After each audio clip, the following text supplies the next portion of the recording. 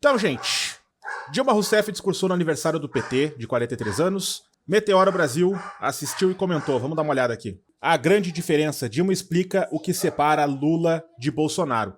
A gente sabe que tem bastante coisa que separa, né? Mas ouvir isso no discurso da manhinha sempre é poderoso, né? Vamos ver aqui. Dilma Rousseff mandou um recado aos bolsonaristas que consideram que a passagem pela cadeia é um problema seríssimo assim na biografia do Lula. Tá manchada para sempre, porque ele veio para Curitiba, na Polícia Federal. Pois é, tem 1.200 patriotas que estão de Papuda e Colmeia, né? Será que é vergonhoso para eles também? Aliás, isso aí é uma doideira que o Lula fez, né? Podia ter ido para Paris, veio para Curitiba. Quem faz isso com a própria vida, né? Enfim, diz a Dilma que tem uma diferença muito grande aí entre o Lula e o Bolsonaro. É que o Lula se submeteu à lei e ficou. Já o Bolsonaro fugiu. E tem uma outra questão também que é muito relevante, né? A própria Dilma também nunca fugiu de nada do que ela fez. Sempre ficou, sempre encarou, né? É uma característica muito forte no Lula e na Dilma, né? Encarar aquilo que colocam na frente deles, né? Dilma Rousseff dizendo aí que não dá para comparar o Lula com o Bolsonaro porque um fica aqui e aceita os termos da lei, mesmo achando que há lawfare, mesmo achando que está sofrendo algum tipo de abuso e perseguição, e o outro dá no pé tão logo tem a chance, porque tem medo de ser preso. A declaração da Dilma foi dada no aniversário lá de 45 anos do PT e é forte, hein? Olha lá, ó. 43, Álvaro. Obviamente, o nosso grande líder, aquele líder que caminhou de cabeça erguida, não fugiu, não correu, não se esquivou, não saiu do Brasil. Igual Ficou você, aqui Dilma. E enfrentou os 580 dias de prisão. A gente sabe que para que você consiga enfrentar, para que você consiga transformar e para que você consiga realizar tudo aquilo que você acredita, principalmente um país tão desigual como o nosso, um país tão vilipendiado na sua soberania, um país que teve e tem ainda a sua democracia ameaçada, é preciso ter uma liderança com a qualidade do presidente Lula. Muitas pessoas aconselharam o presidente a ir embora do país. Ah, pois é. Por que é que 6 anos depois nós voltamos? Porque não seguiram o conselho do Ciranha, né? De se esconder numa embaixada. Porque teve uma liderança que na hora, que é ele, não fugiu da raia, encarou e enfrentou. Eu sei, e muitos aqui sabem, Fernando Pimentel está ali, sabe, não é fácil ir para a prisão. O presidente foi com a cabeça erguida. E por isso, nós conseguimos voltar. O voltaremos se realizou. É, muito bem, gata. Tá aí, então, a Dilma Rousseff em sua... Para quem não lembra, voltaremos foi o tema do discurso da Dilma Rousseff quando ela foi deposta pelo golpe de Estado que chamam de impeachment até hoje, né? Ela falou, nós voltaremos. Fala no aniversário de 43 anos do PT. Eu noto que ela tenta reconhecer no Lula as qualidades que ela tem, e lembro, é inevitável, do Paulo Galo. Sabe o Paulo Galo? Paulo Galo é uma figura muito querida aqui da gente. Uma vez foi preso só porque estava fazendo um churrasquinho lá em São Paulo. Estava fazendo um churrasquinho na rua lá, rapaz. Acho que na Avenida Santo Amaro. Aí foi... Churrasquinho de pneu com estátua do Borba Gato. Preso, pegou um tempão de cana. E o Paulo Galo, lá pelas tantas, ele disse assim, se o Lula tivesse sido torturado no lugar da Dilma, todo mundo tinha sido caguetado. Aí mudou de ideia depois e tal, e ficou assim um constrangimento, porque, sei lá, muita gente criticou o cara, etc e tal. Tem que levar em conta, Álvaro, que o Paulo, inclusive, confessou que estava mamado quando tuitou isso, né? Tava com raiva de alguma coisa que o Lula falou, tava mamadaço, meteu essa no Twitter, né? Mas o que ele estava dizendo ali, na real, é que a Dilma tem fibra, cara, para aguentar a injustiça, para tancar. Tá ligado? Vai jogar LOL, tem os personagens que aguentam muito dano, né? São os tanques. A Dilma é tanque, cara, não tem jeito. E aí eu vou lembrar de momentos assim que ela demonstrou essa Tancou. fibra. Não vou lembrar do impeachment de novo, vou relembrar outro. Quando a Dilma era ministra do Lula, isso aqui é uma loucura, tá? Isso tem acontecido no parlamento brasileiro. Ela foi lá conversar lá com os senadores numa comissão, e aí o José Agripino, senador, falou assim: a senhora aí deu uma entrevista dizendo que mentiu muito na tortura. A senhora é uma mentirosa, não tem qualificação para dirigir ministério nenhum, porque a senhora... Cara, esse discurso da Dilma em resposta ao Agripino foi algo épico também. Eu espero que, se vocês não lembrem, pelo menos o Álvaro e a Ana mostrem aqui, porque esse discurso é muito forte. mentiu na tortura. Mentirosa. E aí, né, cara, quando ela tá mentindo na tortura, ela tá poupando os colegas dela, né? Mais tarde, em outras entrevistas, ela diria que nas torturas ela aprendeu a sofrer sem chorar, porque não poderia demonstrar para os torturadores que a mente estava sendo fragilizada junto com o corpo. Então ela se esforçava para manter a mente em boa forma ali naquelas circunstâncias. Esse registro aqui, para mim, é uma das coisas que me fazem admirar profundamente a pessoa da Dilma Rousseff, muito mais que seus governos, né? Porque a gente vê aqui uma jovem idealista, altiva, né? Séria, orgulhosa, e lá atrás os bandidos que a torturaram, né? Tendo que esconder os rostos. E ela tá ali, ó, cabeça erguida, né? Então, uma imagem muitíssimo poderosa. Quero voltar pro episódio Dilma versus José Agripino, cara. Como é que essa mulher se comporta quando um cara olha para ela e fala assim: você mentiu na tortura, hein? Mentirosa. Como é que ela se comporta, cara? E como é que você se comportaria? Eu ia virar a mesa, ia sair berrando, espumando, ia meter o pé na porta, ia embora. Como é que a Dilma se comporta? A Dilma, que foi tida como desequilibrada durante todos o governo e meio dela. Eles vão colocar, que maravilha. Que eu vou responder antes, porque eu acho que ela é importante. Cara, por favor, preste atenção nisso aqui. Quem não conhece, preste atenção nisso aqui agora. Para a democracia do Brasil. O processo de ditadura militar no país, que começa em 64 e se aprofunda... Fala histórica, que é muito menos lembrada do que deveria. Quando se tortura e se mata indiscriminadamente no Brasil... ele é completamente diferente do processo de transição democrática. Esse momento, que vai se dar nos 80, é diferente do que aconteceu ao longo dos anos 70.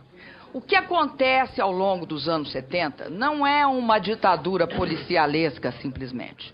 É a impossibilidade de se dizer a verdade em qualquer circunstância. Por quê? Porque direito à livre expressão estava enterrado. Não se dialoga, não é possível supor que se dialogue. Com o pau de arara, o choque elétrico e a morte. Não há esse diálogo. E isso não é só aqui no Brasil que não houve. Não houve em nenhum país do mundo. Não houve na Argentina, diante da ditadura militar argentina. Não houve na Argélia, na Guerra da Argélia. Não há a possibilidade de um diálogo civilizado. E é isso que é importante hoje na democracia brasileira. Então, quando alguém disser para você que a luta armada na ditadura era coisa de terrorista, lembre-se dessa frase. Não há diálogo possível com a barbárie. Todos os caminhos estão interditados. Resta lutar.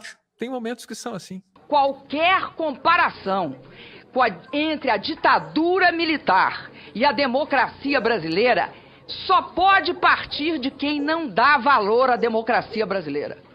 Eu tinha 19 anos, eu fiquei 3 anos na cadeia e eu fui barbaramente torturada, senador. E qualquer pessoa que ousar dizer a verdade para interrogadores compromete a vida dos seus iguais, entrega pessoas para serem mortas.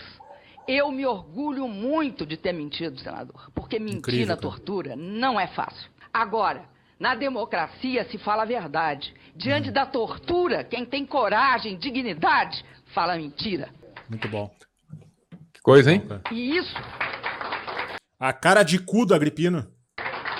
E isso, senador, faz parte, integra a minha biografia, que eu tenho imenso orgulho. E eu não estou falando de heróis. Feliz do povo que não tem heróis desse tipo, senador. Porque aguentar a tortura é algo dificílimo. Porque todos nós somos muito frágeis. Todos nós. Nós somos humanos, nós temos dor. E a sedução, a tentação de falar o que ocorreu e dizer a verdade é muito grande, senador.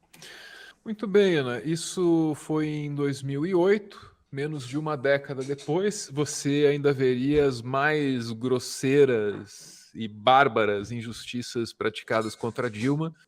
E eu lembraria, por exemplo, daquele adesivo no tanque de gasolina e outras nojeiras desse tipo, né? Então, a minha percepção da Dilma é essa. Às vezes chamam a gente aqui de peteoro. Eu acho injusto, porque eu tenho inúmeras críticas ao PT. São diferentes das críticas que a mídia hegemônica tem para fazer. Claro, a gente critica por outro viés, por outros ideais, né? Mas a figura da Dilma, cara, eu tenho que ser sincero, eu não consigo deixar de admirar, né? Muito mais do que os governos dela. Você para pensar nisso, você já foi jovem, né? Como é que foi tua vida aí, aos 19, 20, 21 anos? Né? O que você estava fazendo?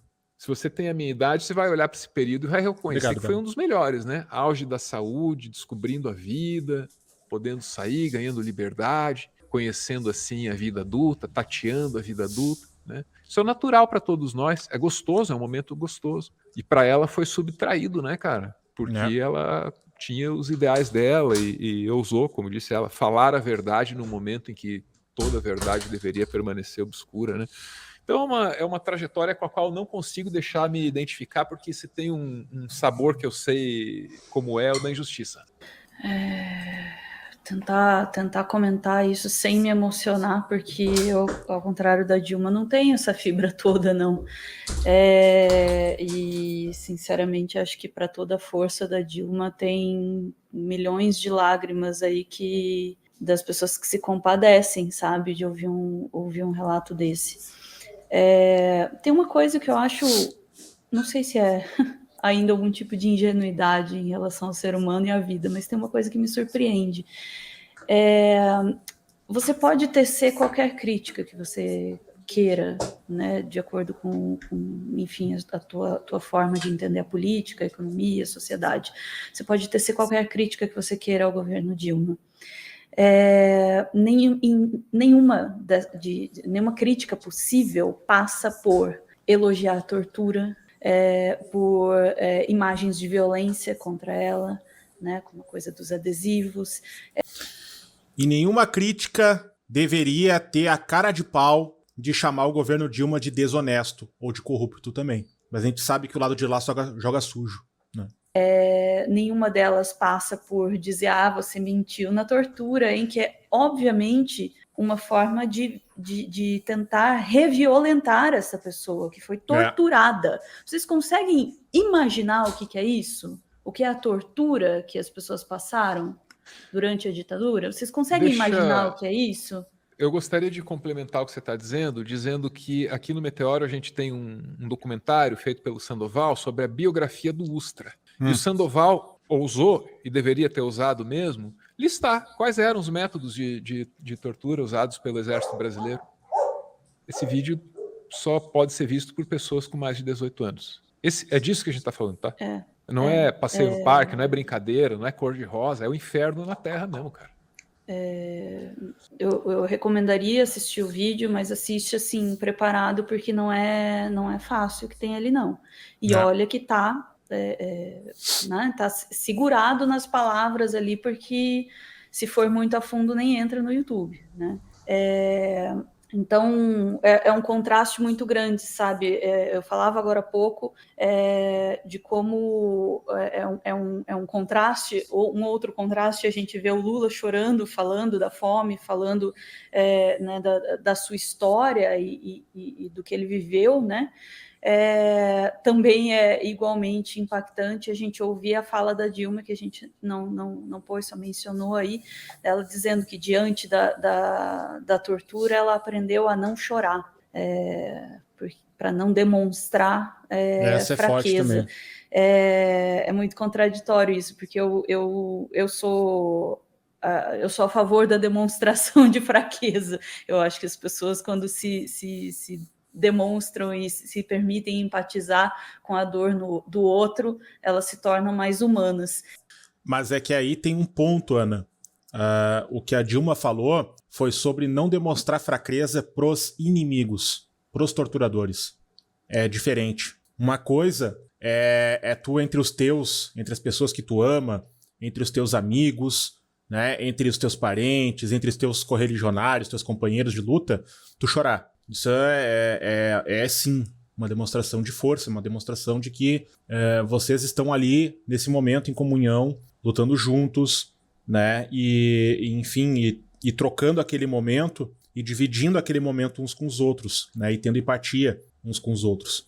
Agora, outra coisa bem diferente, é disso que a Dilma fala, é tu chorar diante daquele que quer te fazer chorar. E eu acho que o poderio dessa mulher tá nisso, justamente, sabe? Tá em ela conseguir o feito de superar todas essas torturas, tudo que foi feito com ela, sem chorar diante dos algozes. É como ela falou, na democracia a gente fala a verdade, na ditadura a gente mente.